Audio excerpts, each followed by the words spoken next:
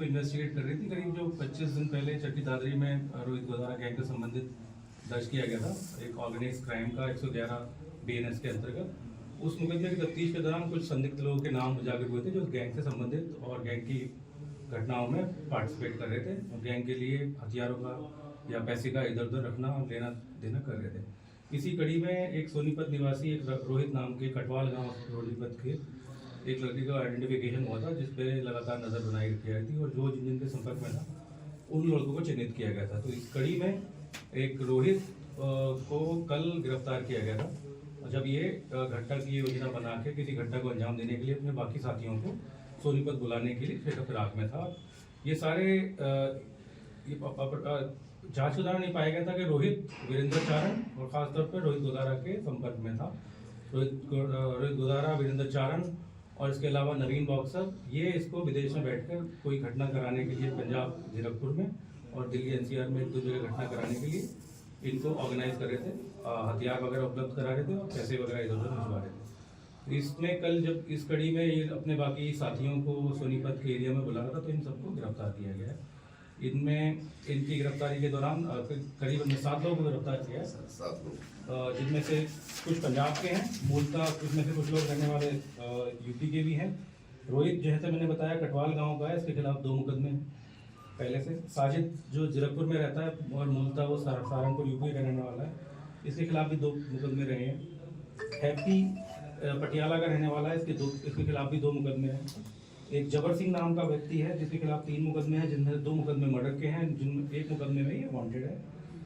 एक लड़का मानव और दूसरा विकास, ये दोनों लुधियाना के रहने वाले थे। और एक लड़का विजय खेड़ी गुजरान डेरा बस्सी पंजाब का। ये सारे लड़के इस रोहित गोदारा और वीरेंद्र चारण के अलग अलग जो मॉड्यूल हैं उनसे जुड़े हुए थे और इनके फ़ोन पे संपर्क में इस एरिया में खासतौर पर इन्होंने पंजाब में दो जगह की रेकी कर रखी थी जिनमें घटना कराने के लिए जुगाड़ योजना बना रहे थे। इन सबको सोनीपत से गिरफ्तार किया गया। इनके कब्जे से हमने भारी मात्रा में कुछ एम्यूनिशन बरामद किया और 5 विदेशी पिस्टल और 2 देसी पिस्टल बरामद किए। सर इन जो आरोपी गिरफ्तार हैं इनसे प्राथमिक पूछताछ में क्या खुलासा हुआ? क्योंकि गोलियां और हथियार विदेशी हैं तो किसी बड़ी और वारदात को इल्जाम नहीं, लेकिन ये पंजाब में रेकी कर लेते। जैसे कि मैंने बताया कि पिछले 25-30 दिन से हम इन पर नज़र बनाए हुए थे और इनके द्वारा संभावित तौर पर की जाने वाली किसी घटना को उन संभावित घटनाओं को हमने चिन्हित किया हुआ था कि कहाँ ये कुछ कार्रवाई कर सकते हैं। तो इनकी गिरफ्तारी से जो घटनाएं, जैसे मैंने कहा कि पंजाब जीरकपुर में 2 जगह की रेकी हुई थी, उसको प्रिवेंट किया गया। इसके अलावा दिल्ली NCR में एक घटना अंजाम करने की कोशिश कर रहे थे, उनको प्रिवेंट किया गया। तो जैसा हरियाणा पुलिस, आपको पता है, ऑपरेशन ट्रैकडाउन के अंतर्गत ये भगोड़े अपराधी और विदेश में बैठे अपराधी और इनके जो मॉड्यूल्स को बस्ट करने में लगातार काम कर रही है।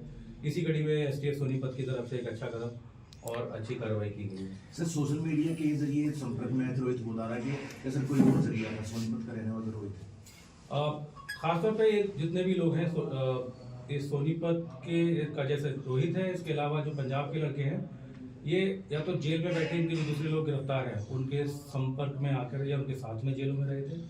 पंजाब के विभिन्न जेलों में रह के उनकी जान पहचान के माध्यम से संपर्क में आए थे। और उसके अलावा आपको पता है सोशल मीडिया के माध्यम से और जो इनक्रिप्टेड एप्लीकेशन है उनका इस्तेमाल करके ये लोग संपर्क में आए थे। आपके माध्यम से मैं एक चीज़ कहना चाहता हूँ जो कि ज़रूरत है उन युवाओं के लिए जानने का जो इनके संपर्क में आते हैं। गैंगस्टर्स को जानबूझ के कि फला गैंग का मेंबर या फला गैंग का सरगना है और उनसे आकर्षित होकर उनका ज्वाइन करते हैं। ज्वाइन करने के अलावा उनको लिए घटनाएं करते हैं, घटनाएं करने के लिए तैयार रहते हैं। तो उनको ये समझना चाहिए कि ये अभी भगोड़े अपराधी हैं, बट शीघ्र ही थोड़े दिनों में इनको विदेशों में भी अलग अलग जगह अरेस्ट करवाया गया है।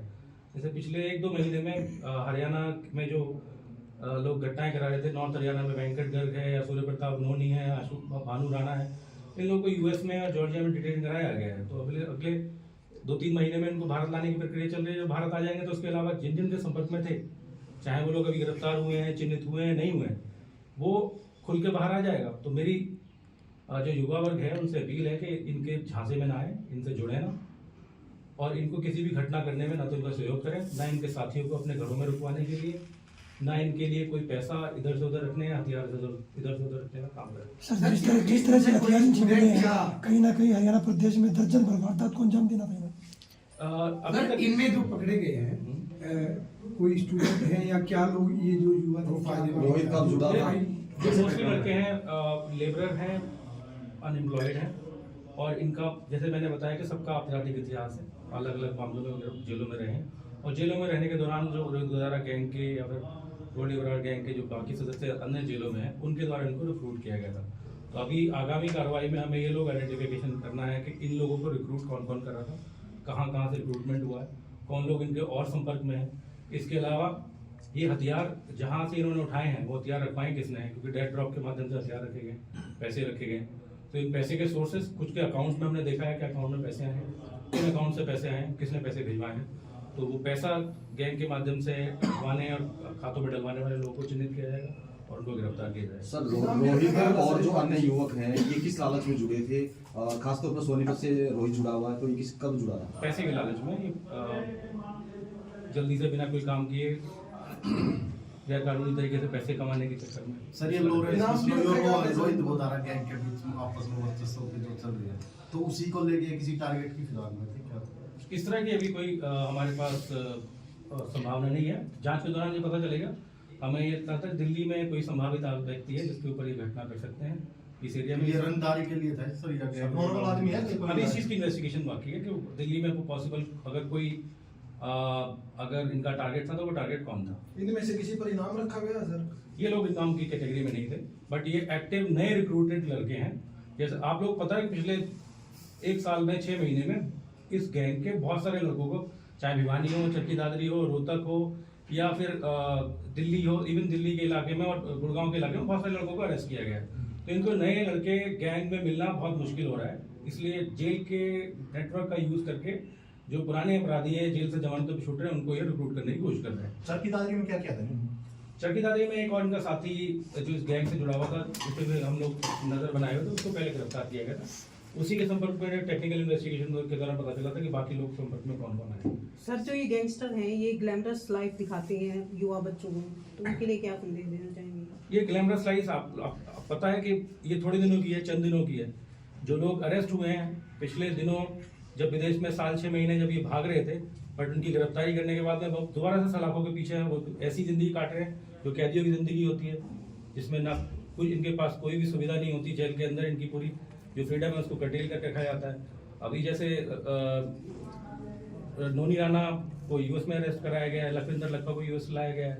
तो अब जिस तरह ये आम अपराधी उस तरह जिंदगी काटेंगे जेल में। तो कोई भी ये मुगालते में न रहे कि वो विदेश में है तो जो पुलिस के हाथों से दूर है, वो आप नहीं 6 महीने थोड़े दिनों बाद ही विदेश से वापस आ जाए। सर ऑपरेशन ट्रैकडाउन के तहत अभी तक सोनीपत में एसटीएफ ने कितनी ये बड़ी कार्रवाई से कहा जा सकता है, आगे किस तरह से? हमारे कुछ और टारगेट्स हैं अभी जिन पे हम लोग काम कर रहे हैं, तो आपको हम लोग अवगत कराते रहेंगे। जो हमारी इस केस के संबंध में भी जो आगे की इन्वेस्टिगेशन होगी, जो नए प्रोग्रेस के बिंदु होंगे उनको आपको इनका एज क्या रहेगा सर जो ये अभी? ये अलग अलग एज ग्रुप के, मोस्टली 22 से 30 साल और 35 साल के एज ग्रुप के लड़के हैं। 7 लोग को अरेस्ट किए जाना, तो हमारे हिसाब से हमने इसमें 3 जो पोटेंशियल वारदात जहाँ पे होनी थी उनको प्रोवाइड किया गया। आगे इनके संपर्क में और कौन लड़के थे और इनके नेटवर्क से हम टेक्निकल एनालिसिस से इन्वेस्टिगेशन से पता लगाएंगे आगे कौन कौन लोग इनसे जुड़ सकते थे। सर ऑपरेशन ट्रेकडाउन में सदस्य तो गिरफ्तार है लेकिन आका फरार है, उस पर क्या कहेंगे? मैंने जैसे बताया जो आका हैं, आकाओं के लिए भी जो आका हैं उनके लिए भी पूरी कार्रवाई की गई। हम इंटरपोल एक्ट पर नोटिस इशू करा रहे हैं। हमने एक्सट्रेडिशन डॉजियर और एक्सट्रेडिशन रिक्वेस्ट भेजी है बहुत सारी कंट्री को। इसी प्रयास के अंतर्गत मैंने जैसे बताया कि यूएस में भी 3 लड़के जो मेन थे वो डिटेन हो गए हैं। जॉर्जिया में एक बंदा जो बैंकर था वो डिटेन करा रखा है, उसको विदेश में लाने से वापस लाने की प्रत्यर्पण करने की कोशिश चल रही है। तो हमें उम्मीद है कि अगले 6 महीने में ये जो मैंने अपराधियों के नाम मेंशन किए हैं वो वापस भारत आ पाएंगे। जो अभी भगोड़े अपराधी हैं वो इस वजह से बच रहे हैं कि उनकी लोकेशन हमें ट्रैक डाउन नहीं हो पा रही है कि वो किस देश में। जैसे ये एस्टेब्लिश हो जाएगा तो we will be able to find them and arrest them. Thank you.